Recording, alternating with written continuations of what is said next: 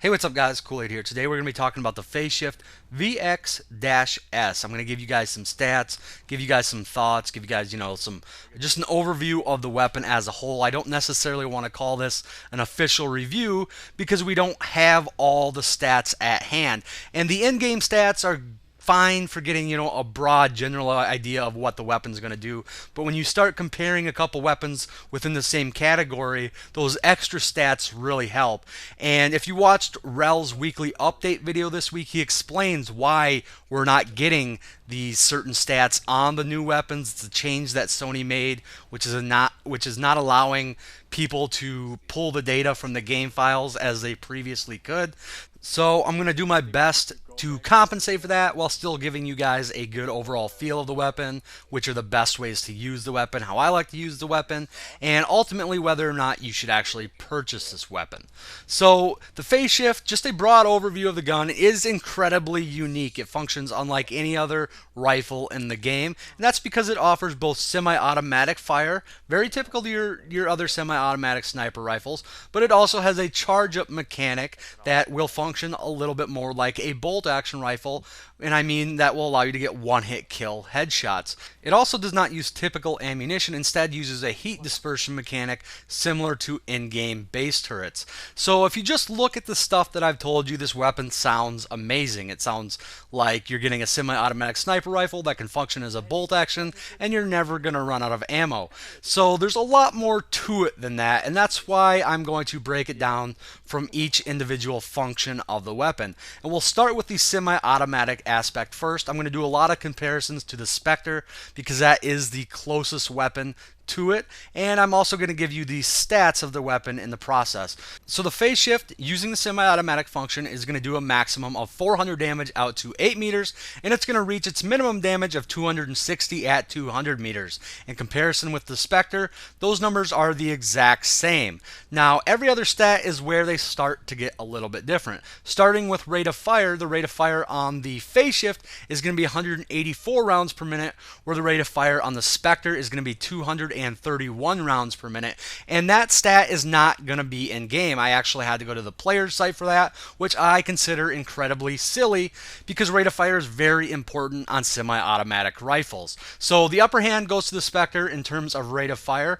Now you start talking about bullet velocity, and the Spectre is going to have a slightly higher bullet velocity again at 570, where the Phaseshift is only going to be 550. Not much of a difference there, but the upper hand does go to the Spectre just a little bit. Now when it comes to magazine capacity, the Spectre has 10 rounds per mag with an ammo pool of 70, whereas the Phaseshift we know does not use typical ammunition, instead uses the heat mechanic, so you don't have a magazine size at all, you don't have an ammo pool, you'll simply never run out of ammo. However, if you do get into a situation where you have to fire off as many rounds as fast as you can pull the trigger, the Phaseshift will overheat after 6 shots. So the Spectre is actually a little bit better for that. However, with both of these weapons, you're not really going to want to be doing that. They're meant more for long range, more calculated shots, and that's due to both the optics, the long range optics that it's limited to, and the recoil of the weapon. If you're firing these as fast as possible,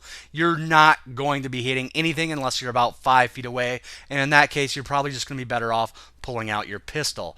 If you do overheat the Phaseshift, which you shouldn't be doing a lot if you're just using it in semi-auto, found that I overheated a lot while I was using the charge mechanic, but if you do overheat, it is going to take 4 seconds to reload. If you just want to clear a little bit of heat but it's not completely overheated, it is going to take 3 seconds to reload. The Spectre, on the other hand, is going to have a short reload of 2.13 and a long reload of 2.98, but it's kind of hard to compare that aspect between the two guns because they are a completely different function. I would say the upper hand definitely goes to the Phaseshift. Not ever having to resupply is pretty invaluable, and the fact that if you're using the Phaseshift properly, if you're taking time between shots, taking more calculated shots, you're probably not going to have to reload it very often, if ever at all. As for accuracy, both guns are going to be the exact same. While crouching and moving, your cone of fire is going to open up by 0.2. While standing and moving, it's going to be 0.55, and they're both going to have a bloom per shot of 0.8. As far as hip fire goes, I'm not even going to read you the stats. I'm simply going to tell you, don't hip fire this weapon unless you absolutely have to. It is just terrible. It has terrible hip fire, so you're definitely going to want to have a pistol handy that you feel comfortable with if you're using the Phaseshift or the Spectre. The last stat we're going to talk about is recoil, and unfortunately this is one of them stats that we don't have access to. We cannot get the exact recoil numbers of the Phaseshift. However, I did do some testing in the VR training room, lined it up with the Spectre, and both of them seem to have very similar, if not the exact same recoil. Both are going to have massive vertical recoil with a chance to jump up and to the right. Both weapons will also recenter after you fire them, putting your crosshairs back in the exact same spot they were before you pulled the trigger. Now, one thing I did find through testing is that the Spectre always recenters faster than the Phaseshift. I did this by slowing down multiple single shots and going frame by frame. When I wasn't fully convinced, I even gave the Phaseshift slight advantages, and every time the Spectre would recenter faster. Now, if this is due to my recoil assessment not being 100% accurate or the faster chamber time of the Spectre, I don't know. Maybe that is why chamber time is actually put in there. I've never really understood that stat for semi-automatic rifles, but maybe that's the reason why. Either way, the Spectre is going to recenter faster. So when it comes to just the semi-automatic aspect, if that's all you're looking for in a rifle is long-range semi-automatic sniping, the Spectre is going to be hands down better. It just is. But as we know, that's not all there is to the Phaseshift, and we will talk more about the charge mechanic now. So when you hold down the trigger of the Phaseshift, the gun will start to charge. It's going to take about 3 seconds to fully charge. At that point, it will release the round if you have not already done so yourself. Now, you don't need a full charge to get a one-hit kill or one-hit kill headshot. It only takes about half that time to charge up enough to do that. So getting the timing down is incredibly important. You don't want to have to watch the charge meter at all. Once you figure out that timing, know exactly when you can release the trigger for that one-hit kill headshot, this gun will become a lot better. But also keep in mind, you don't have to release the charge immediately after it's charged up enough for a one-hit kill headshot. If your target moves or you just need to make some sort of adjustment, you do have a little bit of leeway there to play with. Also, if you want to cancel charge, you can do so by knifing or just simply re-entering cloak, which you're probably going to see me do a lot in this video. When it comes to charge shots with the heat mechanic, it doesn't matter how much charge you have, it will give the same amount of heat. So if you just do like a 1 second charge up, enough for a one-hit kill headshot, or if you charge it fully and it releases automatically, you're going to get the same amount of heat. Neither one is actually going to overheat the weapon though, but it will come very close. This will allow you to actually take a charge shot followed by an immediate non-charge shot, or it will actually allow you to take 2 charge shots back to back. And this is actually kind of a cool feature of this weapon. You can actually zoom in, get 2 charge shots or one-hit kill headshots off before you actually have to unzoom, before your breath actually runs out. That's one of the neatest features I've found about this weapon so far. The downside to that is that by doing so, you will overheat your weapon, then you will be forced to go in a reload animation, which we mentioned earlier is going to take 4 seconds. Anytime you do a charge shot, as long as the heat meter is over 1 bar, you will overheat the weapon. And because of that, even though you can get them 2 shots off really fast, anything beyond 2 shots, the other sniper rifles are just going to do it faster. The other bolt actions are going to do it faster until they hit their reload. And that's just one of the downsides that the Phaseshift has when you start comparing it directly to the other bolt actions. Another big downside is that you can only get one-hit kill headshots or charge shots on non-infiltrators out to 200 meters. Anything beyond that, it is going to take a charged headshot and another shot following that. Now, that is possible with this gun because, like we mentioned, you can get a fully charged shot followed immediately by another shot, but it's still a big downside. A lot of time your target will move or flinch before that second shot lands. Now, a charged headshot will kill an infiltrator beyond 200 meters, and I believe that's true out to render distance, but either way, that's a big drawback for long-range snipers. And another downside with the charge mechanic itself is that you can't actually start the charge while you're in cloak. This means that you're going to be at a massive disadvantage in sniper duels, and more often than not will lose to an equally skilled sniper in that situation. The last downside that I want to mention is the bullet velocity. This isn't that big of a deal to me, but I see a lot of people complaining about it. The bullet velocity on the Phaseshift is only 550 meters per second, like we mentioned. So if you're used to using something like the Parallax and you switch to the Phaseshift, you are going to have to lead moving targets a little bit more, and there's going to be more time for stationary targets to move before your bullet actually lands. However, it does have one big advantage over the other bolt actions, and that is that it has no bullet drop. A lot of people still don't know that the Vanu bolt actions do have bullet drop, the same as any other faction. Now, this may not be that important for a seasoned sniper, but it will really help the less advanced snipers adjust to this gun. And I found it pretty useful myself as somebody who doesn't snipe that often anymore. It was just one less thing that I had to adjust to when learning the other ins and outs of this gun. And there's a lot of ins and outs you have to learn about this gun to get, really a lot of good use out of it. So looking at the Phaseshift strictly as a bolt action against other options, it's easy to see that it's inferior. And it's the same way if you're looking at it strictly as a semi-auto versus the Spectre. The Spectre is just better in that regard. But that makes sense. They're not going to give you the best of both worlds in one rifle.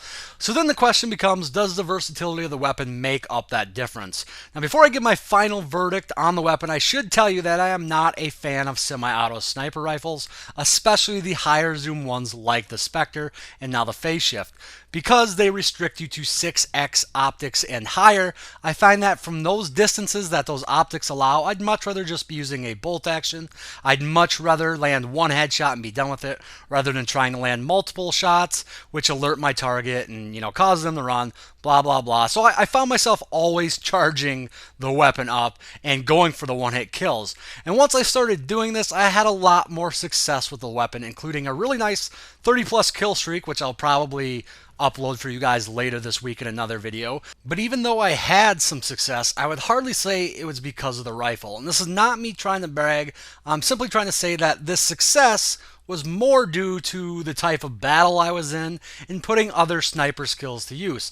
Aside from possibly running out of ammo at some point, I probably could have done better or the same with any of the other bolt action sniper rifles. So with all that being said, for strictly practical use, I'd probably only recommend this weapon to infiltrators who like using long range semi-auto snipers, but still want the capability to get one hit kill headshots. I also think it may be good for snipers who can stay inside that 200-meter range and don't want to worry about any bullet drop. But on the flip side, if those things don't appeal to you, maybe you just want something that's new and a little more challenging. And the Phaseshift is one of the hardest guns, in my opinion, to master in the game.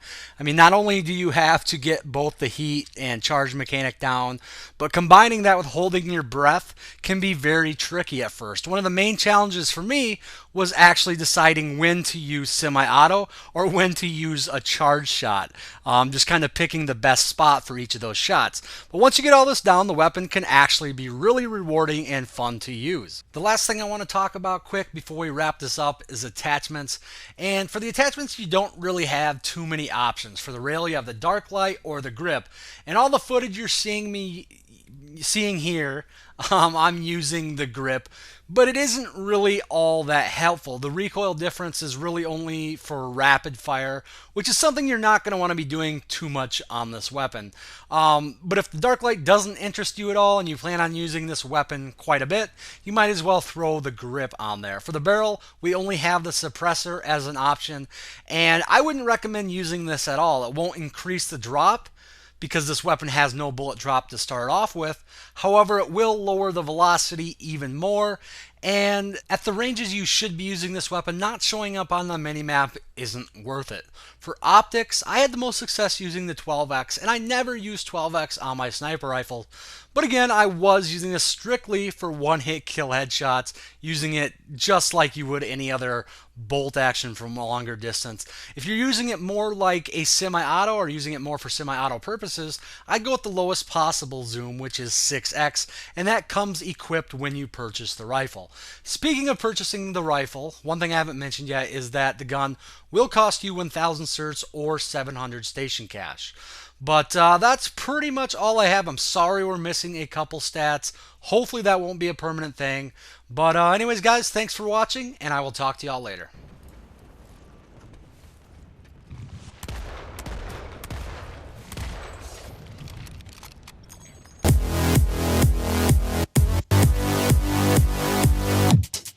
1, 4.